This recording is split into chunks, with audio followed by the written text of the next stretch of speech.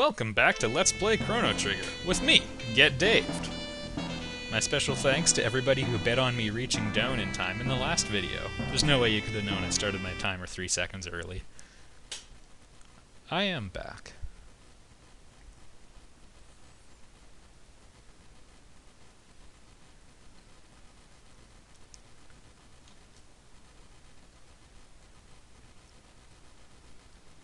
Grow it yourself.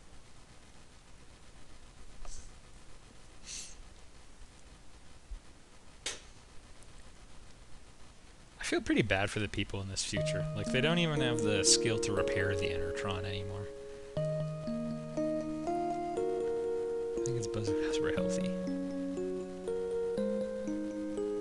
Healthy? Excuse me. Sorry everybody, I am eating some Mike and Ike's right now.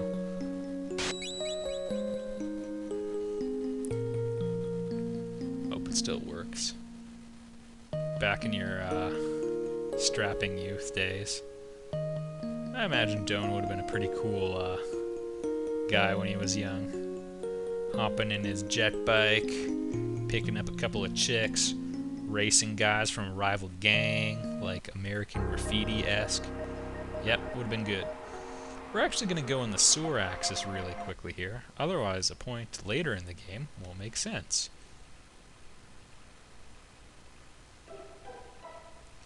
Unlike that. Alright, these little, I don't know, boxes, I think they resemble, like when you go to a fast food joint and get a hamburger. That's what it looks like to me. The enemies here are kind of tough as well, that's worth pointing out.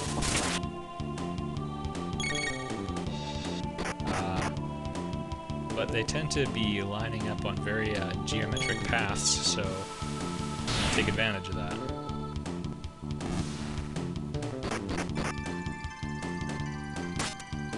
What?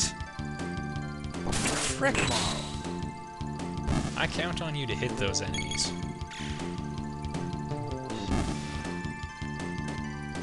Alright. 58 experience points, that was alright. Those, yeah, that looks like a Big Mac box to me, especially when it's closed. So. Wow. I think Fire Whirl works pretty well on these guys. I don't exactly remember.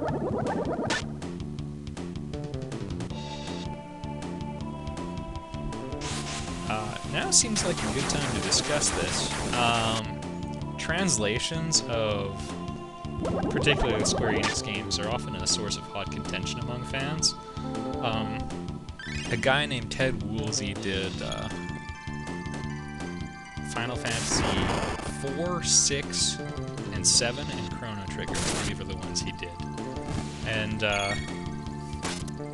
I think he did a pretty good job. Now, Final Fantasy 4/2 for the SNES, that could've... I mean, it had a couple of rough spots, I'm not gonna lie.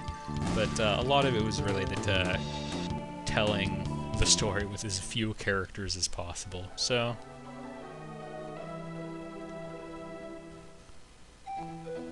some sort of scene.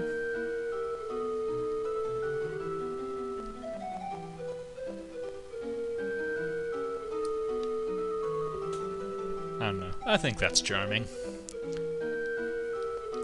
And we're going to interrupt this talk about translators, briefly to mention that you can't use double or triple text from the menu, only single, so keep that in mind. Yo. The bridge is gone, so we're going to have to go over here.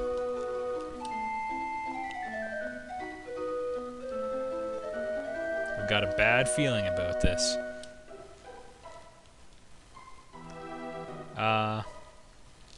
In this area...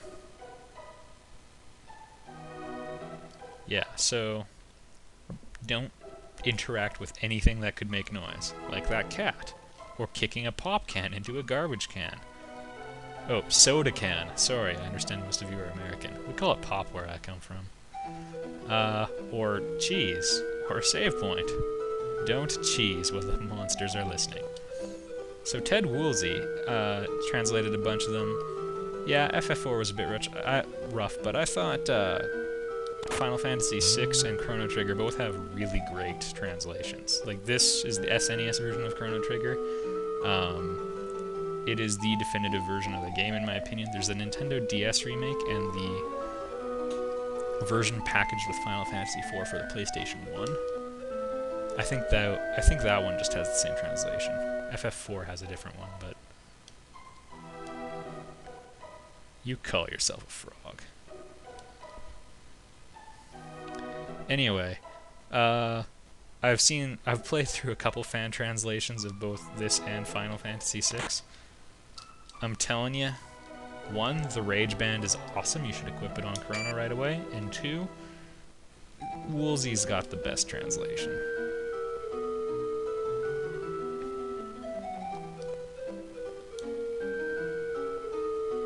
Maybe chopped liver.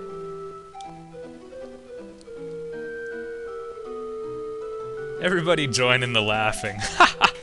Ah, good times. He's totally gonna decimate me. But seriously, kill this guy. One thing worth noting, keep Marl ready at all times. Don't even attack with her. Because Sir Crawley's actually kind of, oh goodness. He's kind of tough, and he does that move.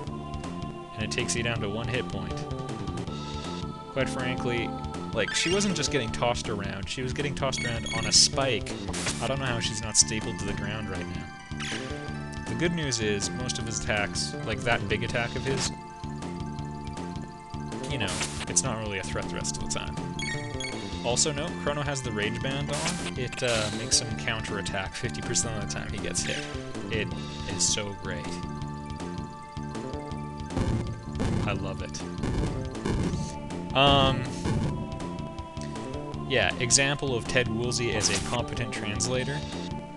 This is an FF6 line, but there's one point where the bad guy's burning the castle right at the beginning of the game, and, you know, he's trying to get somebody else to tell him something he wants to know. And the other guy refuses, and this is an awesome synopsis, I know, but the bad guy says, well then, welcome to the barbecue, as this other person's castle burns around him. I think that's a good line. It's got wit to it. In the fan translation I played, it was replaced with, welcome to my death inferno. Seriously. No, really, it rolls off the tongue. It sounds sharp and clever. Frick. Now I'm angry. Got a bolt sword. I could never tell if they meant bolt as in what you would fasten to a nut, or bolt as in a lightning bolt. I think it's both. Alright, so there's Death Peak. We're just going to steer clear of there, because it's got death in its name. I like this music. And I like broken computer terminals.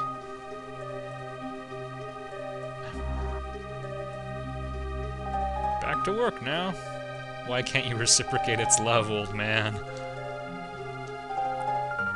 Okay. And they have to show you the way. Say, did you see my masterpieces? Yeah. He's a kooky old man. What's he talking about? Some unknown power keeps it sealed. Well, this was a waste of time. Conveniently, just so you know, this whole part is optional. Not optional forever, but optional for now.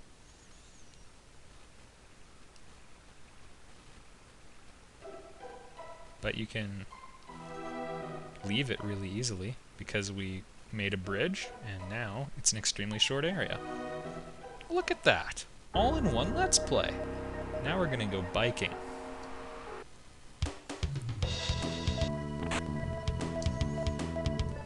Excuse me. Turn on the jet bike. If you do this earlier, these robots will attack you. Right now, something will serendipitously happen. Hold it right there.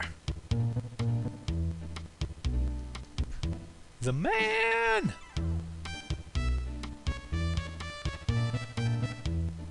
You got it, Johnny.